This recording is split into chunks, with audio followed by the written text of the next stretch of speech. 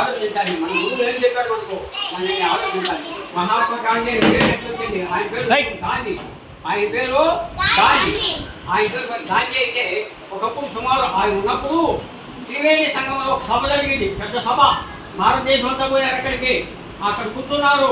ఆ సాయంకాలం అందరూ వెళ్ళారు. ఆ రాత్రి కూడా ఉన్నారు. వాళ్ళంతా ముందు కూర్చున్నారు అక్కడ త్రివేణి సంఘంలో. మళ్ళీ అక్కడ ఇప్పుడు పొద్దున కావాలా. ఈయన ఎవరు లేరు అప్పుడు, మున్సిపాలిటీ ఏమీ లేవు.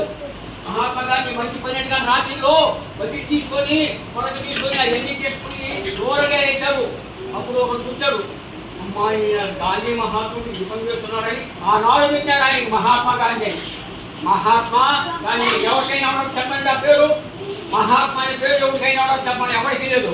మహాత్మా గాంధీ అంతటి మహాత్ముడు. కానీ అలా కావాలి, వేరే వాడికి చేయాలి, నేనే బ్రతకాలి, నా కుటుంబమే బతకాలని కాదు, అందరూ బ్రతకాలి, అందరూ సమృద్ధిగా ఉండాలనే భావము అందరికి రావాలి. కాబట్టి ఎవరు చిన్న బిడ్డలు అంటే మీకు ఈనాడు ఎప్పుడైతే నాటుకుంటుందో, నేను చిన్నప్పుడు చదువుకున్నాను నువ్వు అది ఇప్పుడు చెప్పగలను. ఇప్పుడు మొన్న రామానేశాను అది చెప్పలేను. ఎందుకంటే చిన్నప్పుడు విద్య గట్టిగా పట్టుకుంటున్నాను, లోపలికి వెళ్తుంది, బాగుంటుంది. కాబట్టి మీరందరూ కూడా ఏం చెప్పారో దాని వినండి. విమానం చెప్పిన నేను కూడా బాగా చెప్పాడు మహాత్ములు, వాళ్ళు కూడా పట్టణం